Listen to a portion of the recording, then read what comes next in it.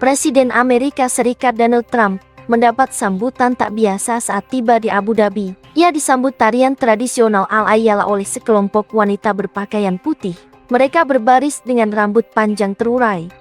Bertempat di Istana Qasr Al-Watan dan didampingi Presiden WA, Mohammed bin Zayed, Trump tampak kebingungan menyaksikan para penari mengibas rambut mengikuti irama drum dan nyanyian. Momen unik ini terekam dan diunggah oleh staf Gedung Putih Margo Martin, lalu viral di media sosial. Al-Ayyala sendiri adalah tarian khas WA dan Oman yang telah diakui UNESCO sebagai warisan budaya tak benda.